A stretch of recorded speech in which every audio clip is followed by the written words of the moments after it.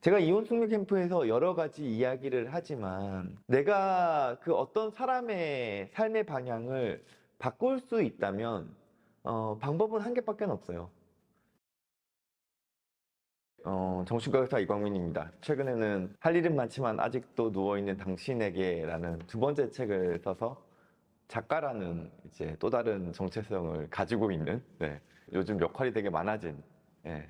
사람들이 원하는 생각이랑 실제 삶이랑 좀 괴리가 있잖아요. 음.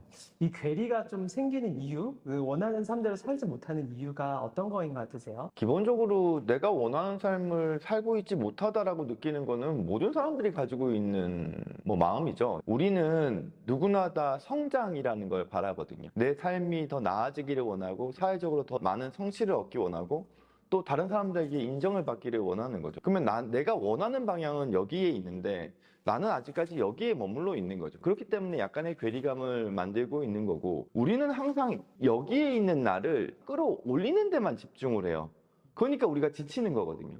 성장하려고 끊임없이 노력하지만 내가 가지고 있는 목표치 역시도 내가 실제 이룰 수 있는 수준으로 끊임없이 재조정해 나가는 과정이 필요합니다. 그걸 성취하고 난 다음에 목표치를 또 올리고 다시 조정하고 이런 것들을 반복해 나가는 게 결국에는 우리의 삶의 하나의 방향성이라는 거죠. 이제 여기 처해져 있지만 어느 순간 돌아보니 문득 이게 내가 바라던 삶인가? 이런 마음이 들었다고도 했잖아요. 이런 과정이 약간 선순환과 진화의 과정인데 진화를 이룰 수 있는 약간 마음이나 방법 이런 것들이 혹시 있을까요? 우리 삶에서 성취가 눈앞에 바로바로 보여지면 우리는 지치지 않을 거예요. 우리 모두의 삶은 내가 원하는 결과물이 바로 눈앞에 보여지지 않아요. 내가 지금 이렇게 살고 있는 게 바람직한가? 네, 이거는 내가 원하는 모습이 아직까지 눈앞에 도래하지 않았기 때문에 내가 이 방향대로 가는 게 맞는 걸까에 대해서 스스로 의문점을 가지는 거거든요. 네, 이건 누구나 다 가질 수밖에 없는 성장통과 관련된 부분이에요.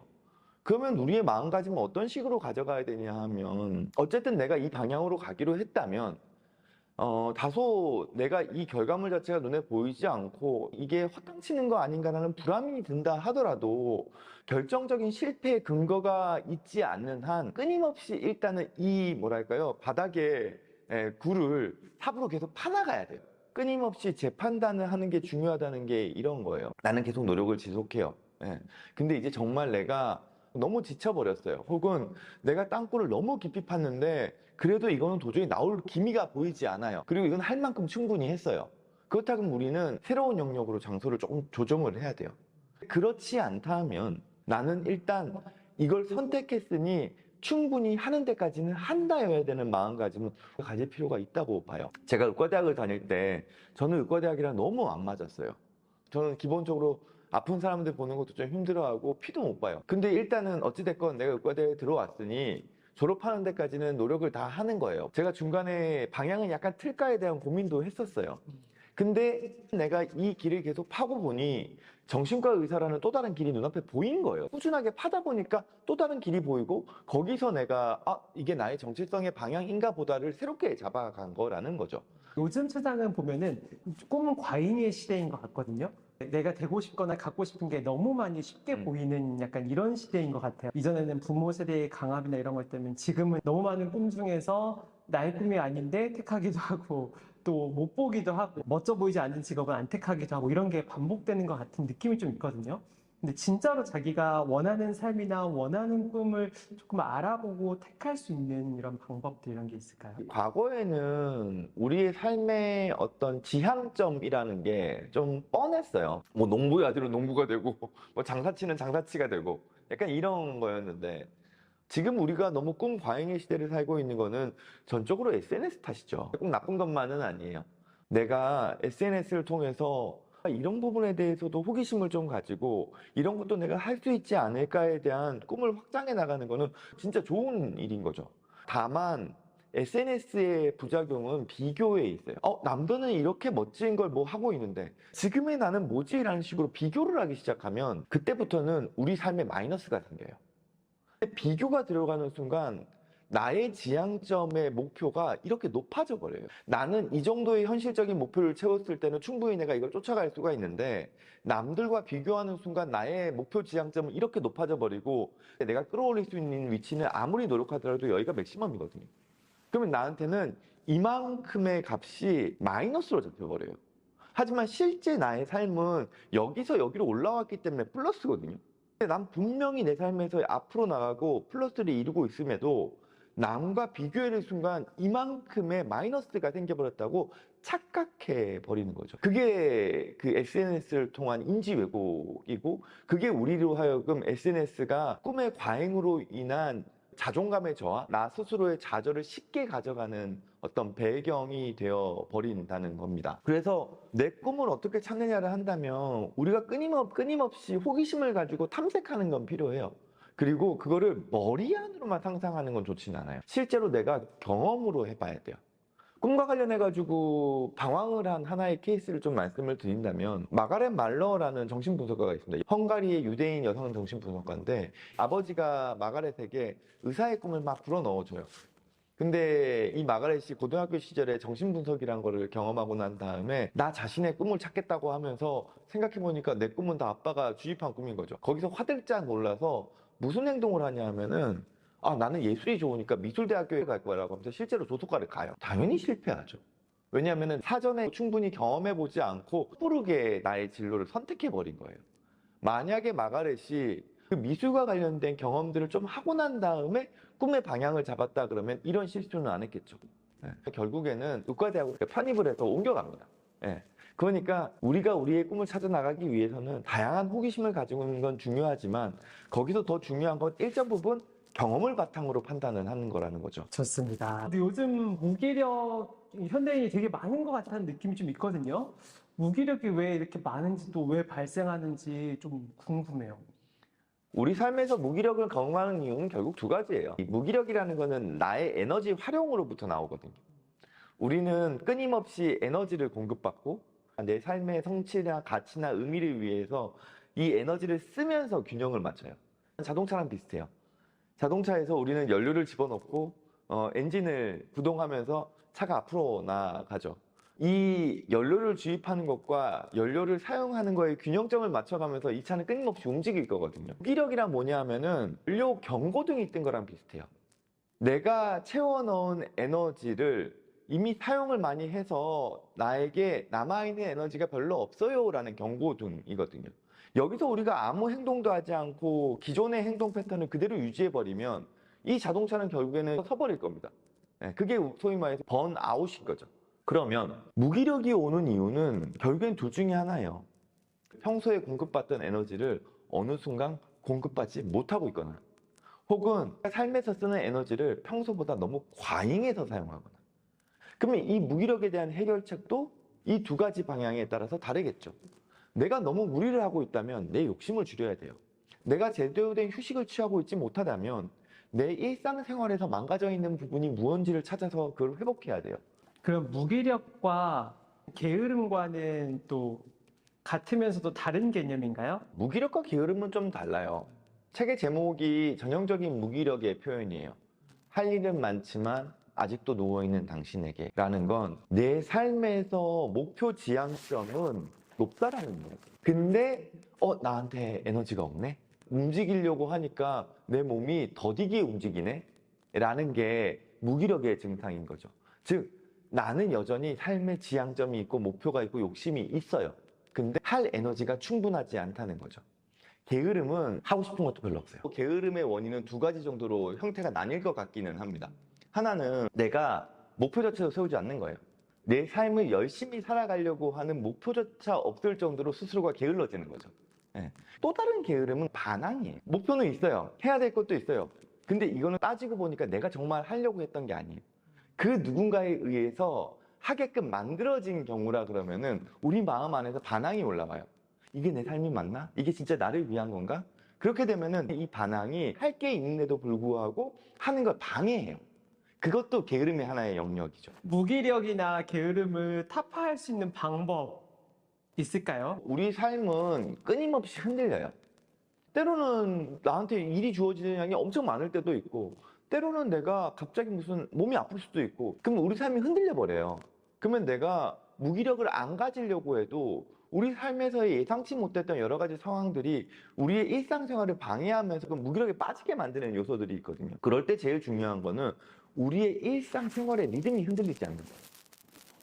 환경이 어떻든지 간에 기본 삶은 꾸려갈 수 있는 패턴이 형성되어 있으면 다소 우리 삶이 흔들리더라도 다시금 중심축을 잡아요. 그렇게 우리의 삶의 중심축을 잡아줄 수 있는 일상 리듬의 중심축이 루틴이에요. 이 루틴이라는 거는 내가 아무리 바쁘고 힘들고 내가 마음의 상태가 좋지 않다 하더라도 반드시 할 수 있는 영역을 루틴으로 가져가야 돼요.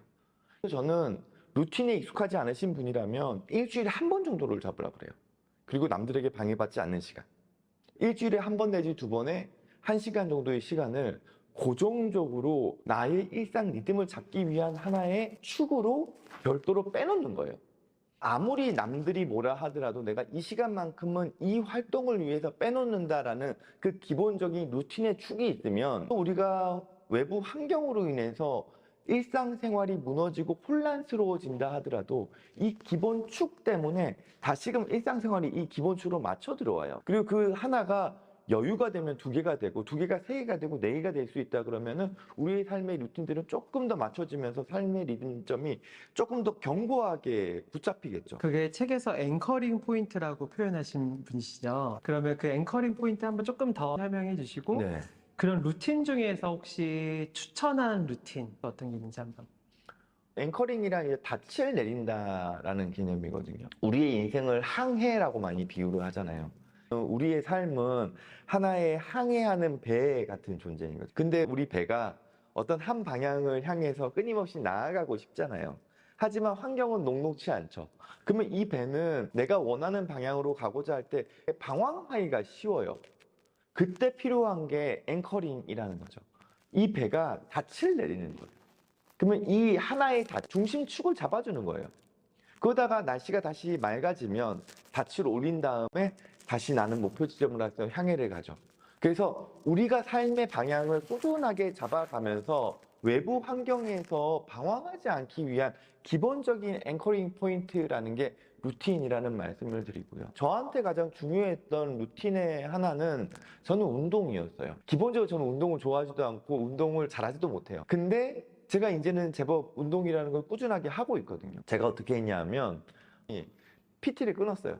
그리고 PT 끊는 선생님한테 저는 일주일에 한 번밖에 운동 못 한다 그랬어요. 그리고 그 운동 선생님한테 요구한 건 이거예요. 날 힘들게 하지 마라. 땀이 뻘뻘 나면 힘드니 며칠 정도까지만 가볍게 운동을 시켜달라. PT 선생님은 그러죠. 아니 이렇게 운동하시는 건 운동 효과가 없습니다. 근데 나는 그냥 건강을 위해서 내 삶의 루틴을 잡기 위해서 하는 게 운동이지 뭐 어떤 대회를 나가고 이럴 게 아니거든요. 아주 가벼운 운동이어도 상관없어요. 그렇게 해서 제가 일주일에 한 번씩 4년에서 5년째 꾸준하게 동일한 시간대에 운동을 하고 있어요. 우리는 운동을 통해서 선수가 되려고 하는 게 아니에요.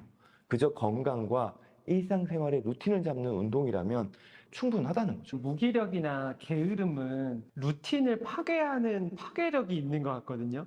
그 루틴을 지키려고 하지만 그 지키는 마인드가 되게 어려운 것 같다라는 느낌이 들거든요. 무기력이나 게으름에 빠졌을 때 지금 루틴 꼭 해야 한다라는 좀 마음을 먹는 그 단계? 뭐 이런 사례? 뭐 이런 게 혹시 있을까요? 루틴에서 다들 착각하시는 게 이거예요. 우리가 새해 시작할 때 많은 사람들이 새해 목표를 잡잖아요.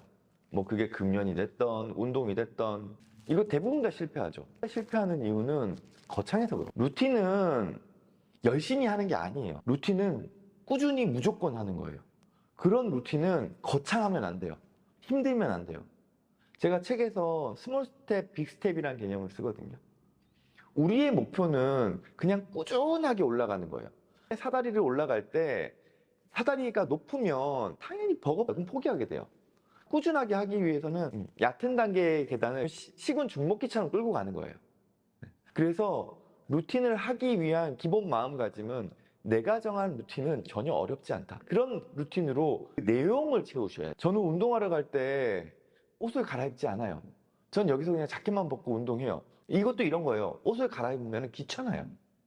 점심시간 때 그냥 운동하러 가서 자켓만 벗고 운동하고 그냥 그저 돌아와 절차의 복잡함을 줄이는 거예요. 그래서 여러분들이 가져야 되는 루틴의 마음가짐은 쉬워야 한다. 내가 이거를 꾸준하게 할 수 있는 영역으로 그냥 계속 하다 보면 오히려 나한테는 앞으로 계속 나아가는 효과가 있다는 거죠. 좋습니다.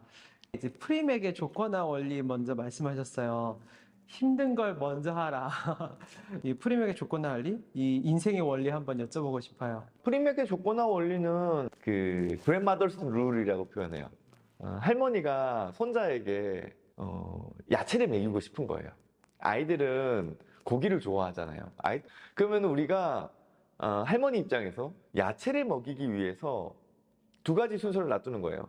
고기를 먹고 야채를 먹게 하는 것과 야채를 먹고 고기를 먹게 하는 것 중에서 뭐가 더 가능성이 높을까? 당연히 고기를 먹고 나면 야채를 먹기 싫어져요. 근데 야채를 먹고 나서는 고기를 먹고 싶은 거니까 고기를 먹기 위해서 야채를 먹게 되거든요. 즉 어렵고 힘든 건 무조건 먼저 해야 되고 쉽고 편한 건 뒤에 놔둬야 된다는 거예요. 저는 대표적으로 사용하는 영역은 식이 관리입니다. 다이어트를 하기 위해서 대부분의 사람들이 알고 있는 방식은 아침, 점심은 충분히 먹고 저녁은 적게 먹는 식으로 가져가세요. 이런 게 정반대 상황이에요. 저녁을 적게 먹는다는 건 하기 힘든 거를 뒤에다 놔두고 하고 싶은 걸 먼저 했다는 의미거든요. 근데 당연히 이건 성취하기가 쉽지 않아요. 즉, 생물학적인 대사체계에서는 저녁을 적게 먹는 것 자체가 다이어트에 도움이 될진 모르겠지만 실제 이 저녁을 적게 먹는다는 건 현실 가능성이 떨어진다는 거예요. 저는 아침, 점심을 덜 먹어요. 그리고 저녁을 충분히 먹어요. 그럼 당연히 배고프죠. 근데 그때 내가 오늘 저녁 때 이걸 먹어야지? 이런 거를 상상하면서 참을 수 있어요. 아침, 점심을 좀 적게 먹고 저녁을 많이 먹는 생활을 한 3년 전부터 지금까지도 유지를 하고 있거든요. 그리고 이게 우리 건강이나 체중 조절에 있어가지고 전혀 부담이 되지는 않는다고 생각을 해요. 왜냐하면은 꾸준하게 계속하고 있기 때문인 거죠. 좋습니다. 그러면은 그런 욜로식의 삶의 방식은 반대하시겠어요? 지금을 즐겨야 한다. 그러니까 정신적으로도 좀 그런 삶의 방식이 좀 어떠한 영향을 미치는지, 그게 또 진짜 행복인 건지 이런 것도 궁금해요. 욜로가 나쁜 건 결코 아니죠. 우리가 삶을 내가 원하지 않는 어떤 가치 혹은 그 조직이나 사회의 압박 때문에 지나치게 치열하게 살고 있다 그러면 아무리 내가 열심히 산다 하더라도 그게 나의 성취감으로 돌아오지 않을 수도 있거든요. 그러면 우리는 나의 삶에 대한 배신감 같은 것들을 얻게 되죠. 이제 거기서 욜로라는 게 중요해진 거거든요. 다만 삶의 즐거움과 삶의 책임감이 균형을 이뤄야 해요. 욜로는 내가 삶의 에너지를 얻는 영역, 내 삶의 책임감이란 나의 에너지를 쓰는 영역인 거죠. 이게 균형을 이뤘을 때 우리의 삶은 사회적인 성취를 이루면서 끊임없이 성장해 나갈 수 있어요. 근데 내가 에너지를 얻기만 하고 내가 이걸 적절한 영역에서 사용하지 않는다면 내 배는 그냥 멈춰 서 있어요. 여기에 만족할 수 있으면 상관은 없어요. 근데 대부분의 사람들이 이 에너지를 쓰지 않은 채 내 인생의 항해가 앞으로 나아가길 원해요. 이거는 어떻게 보면은 욕심이자 자기 자신한테 사기를 치는 거예요. 우리는 우리가 얻은 에너지만큼의 영역을 우리 삶에서 사용해야만 해요. 그래야지 우리 삶은 성장을 해나가고 우리 삶의 뒤를 돌아봤을 때 그래도 내가 치열하게 삶을 살아오면서 그래도 후회하지 않는 삶을 살고 있구나라는 거를 얻어낼 수 있다라는 거죠. 좋습니다. 그 다음은 또 잠에 대해서 한번 좀 얘기 한번 해보고 싶어요. 요즘 잠 진짜 잘 못 자는 사람들이 진짜 많은 것 같거든요. 잠을 잘 자는 방법 이렇게 있을까요? 규칙적인 수면 생활을 하는 게 제일 단순한 대답이죠. 근데 뭐 우리가 잠을 자기 싫어서 안 자나요? 잠이 안 오니까 못 자는 거죠. 잠을 방해하는 대표적인 요소는 생각이에요. 특히나 현실적인 생각은 우리로 하여금 잠을 못 자게 만듭니다. 내가 잠자리에 누웠을 때 그날 낮에 뭔가 후회되는 행동들이 있어요. 이런 것 때문에 그 상대방이 나를 안 좋게 보면 어떡하지? 이런 생각은 현실적인 생각이거든요. 그런 생각들을 반복하면 당연히 잠 못 자죠. 왜냐하면 우리 뇌를 각성시켜요. 내 앞에 당면한 문제를 생각하고 있으면 우리의 생각의 영역은 분산이 아니라 집중돼 버리는 거예요. 그래서 제가 잠을 자기 위한 우리의 생각의 어떤 내용, 이런 걸 이야기할 때 현실적인 생각을 하지 말라라고 말씀을 드려요. 오히려 그냥 딴 생각을 하라고 말씀을 드려요. 현실적이지 않은 공상 같은 거. 내가 슈퍼맨이 돼서 인류를 구원한다는 생각을 한다거나 혹은 내 옆에 있는 사람이 내가 원하는 아이돌 누구거나 이런 상상을 하는 거죠. 이 말도 안 되는 생각들을 한다면 현실적이지 않은 생각들로 우리의 생각을 넘겨버리기 때문에 오히려 생각이 분산이 되니까 잠을 자는 데는 도움이 되는 거죠. 사실은 잠을 잘 못 자게 하는 또 큰 요인 중에 하나가 이제 관계, 사람 문제 이런 것들이 되게 많은 것 같긴 하거든요. 근데 그런 것 때문에 정신적으로 힘들어하고 그런 사례도 많이 보셨을 것 같은데 좀 관계에 대해서 좀 크게 조언을 해주실 부분이 있을까요? 요즘 사람들은 인간관계에서 상처를 너무 두려워해요. 인간관계는 무조건 상처를 기반으로 두고 있어요. 특히 현대사회는 더욱더 그래요. 과거에는 우리가 만나던 사람들은 한정되어 있었어요. 기본적으로 가족 그리고 뭐 학연 기반의 직장도 평생 직장이기 때문에 일적으로 만나는 사람들도 한정돼 있었거든요. 하지만 현대사회는 너무 다이나믹해졌거든요. 이렇게 다이나믹해진 인간관계에서는 어쩔 수 없이 사람들이 계속 변하기 때문에 나의 상황에 따라서 혹은 상대방의 상황에 따라서 끊임없이 상처는 주고받게끔 되어 있어요. 그렇다 그러면 사람으로 인한 상처는 어쩔 수 없는구나. 그리고 내가 상대방의 인정을 받기 위해서 노력하는 것들은 일정 부분 필요하지만 때에 따라서는 나의 노력과 반대로 상대방이 나를 인정해주지 않을 수도 있겠구나. 그거는 나의 상황이 바뀌었기 때문일 수도 있고 상대방의 상황이 바뀌었기 때문일 수도 있겠구나라는 것들을 기본값으로 가지고 있는 건 저는 필요하다고 생각을 해요. 그래야지 관계에서 상처를 받았을 때 흘려버릴 수가 있어요. 그리고 나는 또 다른 관계에서 나름대로의 인간관계의 성취감이나 인정이나 혹은 관계의 유지를 또 얻으면 그만이에요. 그래서 제가 인간관계에서 상처는 디폴트 값이다. 그리고 상처가 있다 하더라도 그거는 우리로 하여금 경험을 쌓게 만드는 하나의 뭐 교육비 같은 거다라는 표현을 책에서 한 거죠. 그렇군요. 이혼숙녀 캠프 보면은 이제 성인 금쪽이 같은 느낌들이 있잖아요. 변하는 사람과 안 변하는 사람의 좀 차이가 있을 것 같아요. 이제 사람은 잘 안 바뀐다는 얘기도 있고, 근데 성인이 돼서 자신을 바꿀 수 있는 사람, 이런 건 좀 어떠한 특징들이 있나요? 사람이 기본적으로 안 바뀐다라는 전제는요, 이 앞에 주어랑 목적어가 달라요. 무슨 얘기냐면, 타인은 내가 원하는 대로 안 바뀐다는 거예요. 근데 사람은 또 변하기도 하죠. 그 경우는 타인이 원하는 방향으로 바뀔 수 있도록 방향성을 제시해 줬을 때 가능해요. 무슨 얘기냐면, 사람이 바뀌는 건 남이 바꾸지 못해요. 내가 바꾸는 거예요. 제가 이혼 숙녀 캠프에서 여러 가지 이야기를 하지만 그 사람이 바뀌게 되는 거는 저의 이야기를 듣고 자기 자신의 삶의 방향을 이렇게 바꿔야겠다는 거를 절실히 느꼈을 때 바뀌어진다는 거죠. 그래서 내가 그 어떤 사람의 삶의 방향을 바꿀 수 있다면 방법은 한 개밖에 없어요. 두 사람의 공동 목적이 동일해야 돼요. 그렇다 그러면 조율 가능해요. 근데 이미 이혼 숙녀 캠프 올 때부터 공동의 목적이 형성되어 있지 않은 경우가 있어요. 그럼 당연히 이 커플은 아무리 주변에 있는 사람들이 도와준다 하더라도 바뀌지 않아요. 그래서 그 공동 목적을 설정할 수 있느냐 없느냐가 우리가 우리의 삶의 방향을 좀 바꿀 수 있느냐 없느냐의 관건이라고 생각을 한다는 거죠. 그 자기 자신이 스스로 바꾸고자 할 때 그 이제 집행하는 힘, 집행력이랑 통제력 이거 말씀 주셨더라고요. 그래서 자기 자신을 바꾸고자 할 때 하는 이 두 가지 힘 이거에 대해서 한번 설명 좀 부탁드릴게요. 집행력과 통제력은 일상생활의 루틴이나 관계에서의 루틴하고 거의 동일해요. 다만 대상이 나 자신으로 바뀌어 있는 거예요. 이 집행력은 욕심이고 통제력은 나 스스로 약간 참게끔 자제하는 거예요. 집행력은 액셀레이터고 통제력은 브레이크예요. 즉 뭐냐면 나는 나 스스로를 보호하기 위해서 욕심과 자제를 균형을 맞춰야 돼요.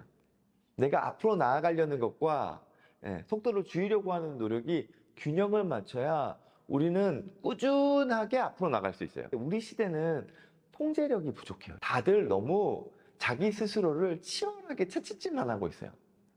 그러니까 자꾸 무기력을 경험하고 심한 경우에 번아웃까지도 가는 거예요. 제가 책을 내면은 항상 앞에 문구를 항상 일정하게 하나씩을 가져가거든요. 이번 책에서는 하루하루 꾸역꾸역이 메인 멘트예요. 균형 있는 삶을 하루하루를 꾸역꾸역 동일한 속도로 살아내는 것 자체가 가능하다는 거예요. 이렇게 나의 삶을 방향을 잡고 나아갔을 때 나의 삶은 예전에는 이 정도 수준에 머물러 있을 뿐이라도 어느 순간 조금씩 조금씩 올라가면서 이만큼이 쌓여요. 이게 진짜 자존감이에요. 그리고 나의 인생의 방향이 이쪽 방향이겠구나라는 게 잡혀요. 그게 정체성인 거예요. 그래서 저는 학부모들이 저한테 와가지고는 뭐 얘 자존감에 상처를 입었어요. 저는 의미 없다고 생각을 해요. 오히려 부모로서 중요한 거는 인생을 살아가면서 때로는 좌절도 있고 상처도 있고 그건 디폴트 값이야. 하지만 중요한 건 우리가 포기하지 않고 꾸역꾸역 우리의 삶을 끊임없이 살아가는 거야. 그거를 가르쳐 주는 게 더 중요한 거라고 생각을 한다는 거죠. 그러면은 마지막 좀 전하고 싶은 메시지 한번 하고 마무리해볼까요? 네. 책을 낼 때마다 제가 생각하는 게 내가 이 책을 왜 썼을까? 이걸 저는 책을 낸 다음에 돌이켜봐요. 책을 쓸 때는 그때 제가 막 고민하고 있는 영역들에 대한 해결책들을 찾기 위해서 그걸 막 저 나름대로 또 뭐 진료를 보면서 영감을 얻고 강연을 다니면서 영감을 얻고 그 해결책에 대한 솔루션들을 쭉 담아낸 게 한 책으로 나와요. 그리고 난 다음에 이제 생각하는 거예요. 제가 이 책을 낸 건 나도 열심히 살고 있다는 의미인 것 같아요. 근데 저 역시도 이 열심히 살고자 하는 마음과 저 스스로에게 에너지를 공급하는 것에 대한 균형점을 잘 갖추고 있는지에 대한 건 끊임없이 고민하면서 나온 결과가 이거라는 거죠. 솔직히 말씀드리면 최근 한 달간은 저는 무기력에 빠질 정도로 너무 많은 에너지를 썼어요. 즉 욕심을 부렸어요. 지금 저는 내가 이만큼 욕심을 부려서 무기력이라는 경고등이 뜨고 있구나라는 걸 파악하고는 욕심을 좀 줄이고 저한테 에너지를 채워줄 그 무언가를 늘리려고 하고 있어요. 만약 저와 비슷한 생각으로 이 책을 필요로 하신다 그러면 아마 이 책은 여러분의 삶에서 하루하루를 꾸역꾸역 내가 무리하지 않고 너무 게으름도 피우지 않으면서 살아갈 수 있는 뭐 여러 가지 팁들을 드릴 수 있을 거라고 생각을 합니다. 네, 감사합니다.